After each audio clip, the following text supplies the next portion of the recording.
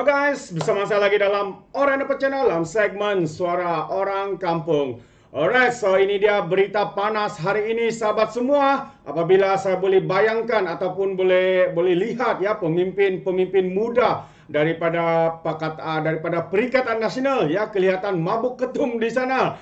Ya, apabila sebaik sahaja Datuk Seri Anwar Ibrahim menjejakkan kakinya kembali ke tanah air negara kita Malaysia, mereka mula menyerang, mereka mula mengkritik ya lawatan Datuk Seri Anwar Ibrahim ke Arab Saudi baru-baru ini. Jadi sahabat semua, ini yang saya ingin berikan sedikit pencerahan ya terhadap kenyataan daripada pemimpin daripada geng sapu bersih ini ataupun Pertikaian Nasional ini. Ya, mengkritik tentang lawatan Datuk Seri Anwar Ibrahim. Tetapi apa yang berlaku amat mengejutkan kita, kerana ya warganet pula membuat serangan kau-kau terhadap individu yang menyerang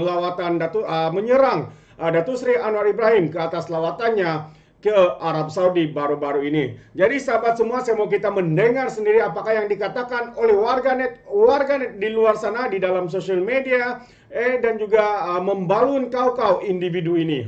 Itu dia sahabat semua. Jadi sebelum saya teruskan, jangan lupa untuk terus support Orang Dapat Channel dengan cara tekan butang subscribe, like dan share. Sembari kita ikuti berita panas hari ini. Ya, pemimpin PN mabuk kena balun kau-kau oleh warganet.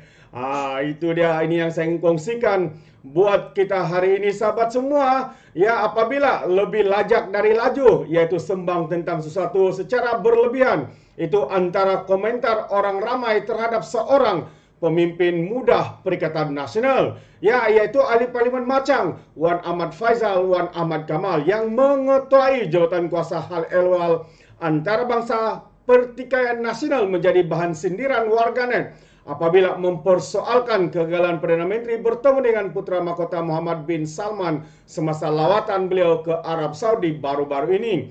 Pengguna Facebook ya Abdul Rahab Abdullah berpendapat Ketua Armada Bersatu Nasional berkenaan hanya memutarbalikan kunjungan Datuk Seri Anwar Ibrahim selama 3 hari itu. Katanya, Datuk Seri Anwar Ibrahim ikut jadual sebab perlu hadir majlis yang di Pertuan Agong katanya. Tapi dispin tak dilayan oleh Putra Mahkota Arab katanya. Kalau ditangguh akan dispin derhaka pada YDP pula katanya di ruangan komen hantaran Wan Ahmad Faizal ya apabila beliau memuat naik ya tentang sindiran beliau terhadap lawatan Datuk Seri Anwar itu. Ya, menerusi kenyataan media itu, timbalan Ketua Pemuda Perikatan ini ya tersebut turut meminta Anwar memberikan pendedahan penuh mengenai kos perjalanan termasuk butiran keselamatan dan anggota rombongan lain kepada ahli parlimen di Dewan Rakyat. Sehubungan dengan itu, ada yang mengingatkan Wan Ahmad Faizal supaya membangkitkan soalan tersebut pada sesi soal jawab Perdana Menteri di Dewan Rakyat pada setiap Selasa yang akan dijawab sendiri oleh Datuk Seri Anwar Ibrahim. Katanya mohon Ketua Pembangkang atau ahli parlimen Pago tanya sendiri masa PM ke-10 kata Azwan. Itu antara cabaran dan seruan warganet ya apabila mencabar ya mereka kerana kita tahu apabila pada hari Selasa saja sesi soal jawab bersama dengan Perdana Menteri, individu atau ahli parlimen yang akan kerap menghilangkan diri adalah Ketua Pembangkang ya, pengerusi Perikatan Nasional dan juga Presiden lebay yang boleh dikatakan tidak berani untuk bersemuka ataupun bertanyakan soalan secara terus kepada Datuk Seri Anwar Ibrahim. Wow, ini tiada telur sudah ni kan. Ya, tidak kurang juga yang menyindir peranan PN sebagai pembangkang berwibawa dalam membawa suara rakyat ke parlimen selain memikul tugas semak dan imbang terhadap kerajaan.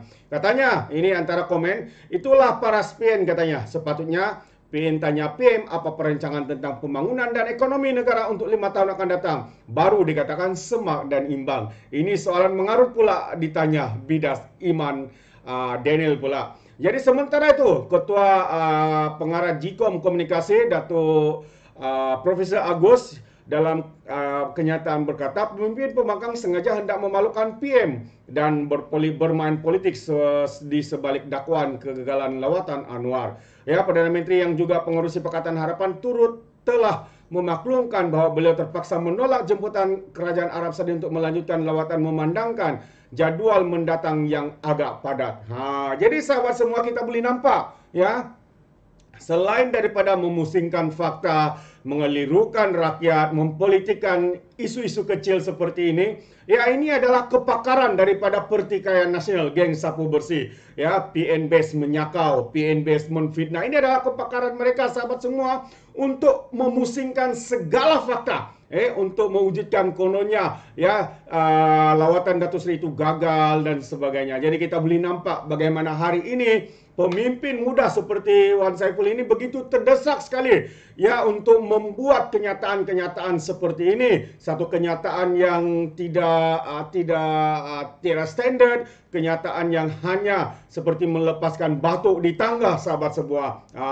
Main tangkap begitu dengan buang begitu saja, main cakap sebarang tanpa memikirkan ataupun memberi ya persoalan yang padu. Jadi kita boleh nampak ya pemimpin pemuda daripada Perikatan Nasional ini kelihatannya tidak punya otak. Mungkin juga otak mereka tertinggal di atas Gunung Kinabalu, ataupun mereka menggunakan otak di lutut mereka, sahabat semua, sehingga boleh mengeluarkan kenyataan-kenyataan sebegini. Dan kita boleh nampak ya mereka begitu terdesak kini untuk ya mahu untuk membuat persepsi kononnya Datuk Seri Anwar Ibrahim gagal di dalam lawatan beliau. Tapi mereka tidak melihat kepada intipati apa yang telah dilakukan oleh Datuk Seri Anwar Ibrahim ya semasa lawatannya di Arab Saudi ini. Jadi sahabat semua, itu saja apa yang saya kongsikan. Memang terbaik rakyat-rakyat Malaysia, warganet yang membangun kau-kau pemuda ini ya yang begitu sombong dan ego ya di saat mereka menjadi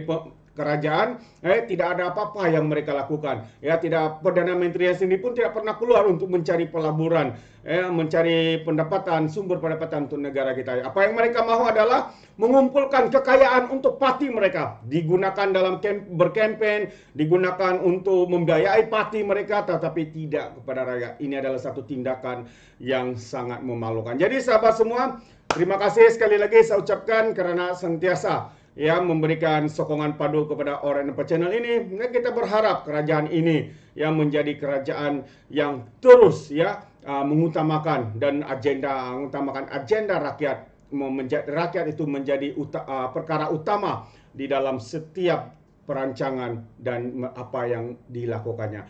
Jadi terima kasih sahabat semua. Sekiranya Anda mau memberikan komen, Anda boleh berikan komen Anda, tetapi jangan memberi komen seperti walaun-walaun lebay-lebay yang hanya memusingkan fakta, berkata seperti tidak punya otak. Terima kasih. Izinkan saya untuk mengundurkan diri, dan seperti biasa peribahasa mengatakan tapapun tangkap, dua ton keinginan. Dalam bahasa Melayunya, tepuk dada, tanya selera.